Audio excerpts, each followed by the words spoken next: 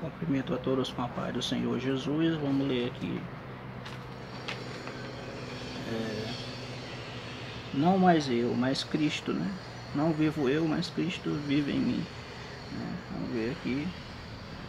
Vamos ler um texto aqui do livro de Gálatas, né? Vamos ver por que Paulo escreveu Gálatas, onde foi, como foi, por que, qual o objetivo dele escrever o livro de Gálatas, né? Vamos ver. A partir desse capítulo abordaremos o conteúdo de cada um deste livro. Em alguns casos, o contexto em que for escrito começa pela epístola aos Gálatas. Nesta carta, o apóstolo apresenta logo no início uma rápida retrospectiva da sua vida antes de conhecer o Senhor, porque ouviste qual foi o proceder outrora no judaísmo, como sobremaneira perseguia eu a igreja de Deus e a devastava, e na minha nação, quanto ao judaísmo, avantajava-me a muitos da minha idade, sendo extremamente zeloso das tradições de meus pais. Gálatas 1, capítulo 1, versículo 13 ao 14.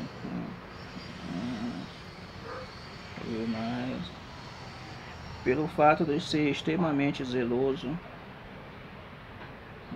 do judaísmo e irrepreensível quanto à lei, Paulo condenava qualquer tipo de desvio da lei de Moisés. No entanto, Deus já o havia escolhido para conhecer a sua vontade e ser testemunha de tudo aquilo que ele viesse a ver e ouvir. Atos 22, 14 e 15. Ou seja, Jesus, né? Estava falando de Jesus. O início da obra do Senhor na Galácia. Para extrair ainda mais vida do conteúdo da carta de Paulo aos Gálatas, precisamos de uma compreensão. Vamos ver que compreensão é essa, né? Compreensão mais clara da história do início da obra apostólica naquela região. Enquanto ainda se achava Saulo, Paulo aprendeu toda a lei aos pés do grande mestre Gamaliel e a praticava de maneira irrepreensível. Atos 22, 3, Filipenses 3, 5 ao 6. Vindo a ser considerado fariseu, contudo, o caminho de Damasco teve um encontro com o Senhor, que o fez cair por terra. E naquela mesma ocasião, o Senhor lhe declarou o seu plano, mas ordenou-lhe entrar na cidade.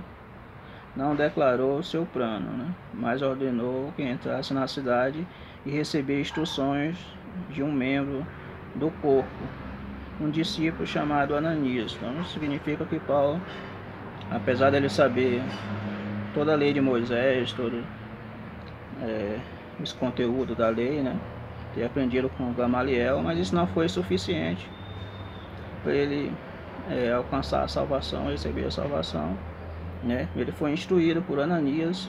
Deus mandou ele ir na rua direita para ser instruído por Ananias, que era um discípulo na época, né, de Jesus. E Ananias foi que ensinou Paulo sobre o Novo Testamento, sobre o novo mandamento de Jesus, sobre o Evangelho, né, sobre o reino de Deus, enfim, sobre o Novo Testamento, a nova aliança de Deus com o homem. Então, porque Paulo só conhecia o Antigo Testamento, a lei de Moisés e os profetas. Então, foi necessário Jesus falar com ele ali em Damasco, ele ir para a rua direita e procurar por Ananias, Ananias ia instruir ele em tudo que ele deveria fazer, como ele deveria andar. Então ali ele foi instruído, foi batizado, né? E ali ele nasceu de novo, né? Nasceu um novo nascimento, um novo homem. E em Damasco, Saulo soube que Deus o havia escolhido para ser um instrumento, um ministro da nova aliança. Atos 9, 3 ao 15. E ali ele foi convidado por Ananias a enterrar nas águas o seu passado, sendo batizado em nome de Jesus. Capítulo 22, 16 de Atos. A partir de Damasco, Saulo começou a viver a vida da igreja, a servir e buscar o crescimento na vida divina. 9, 19 ao 20 de Atos, capítulo 9, versículo 19 ao 20. Aqui vemos a importância de batizar os novos convertidos, introduzir e integrá-los ao viver da igreja, levá-los ao compreender a sua edificação, compreender com a sua edificação. Então Paulo foi batizado, ali simbolizando um novo nascimento, simbolizando que ele estava deixando para trás o velho homem, a velha criatura, e estava sendo uma nova pessoa, um novo homem, uma nova identidade, Ali Paulo estava recebendo uma nova identidade, estava um novo nascimento, Então ali o batismo, ele estava sepultando o velho homem, a velha criatura que ele era, e ali ele se tornou um novo homem, estava sepultando os pecados, a velha criatura. A revelação da economia neotestamentária.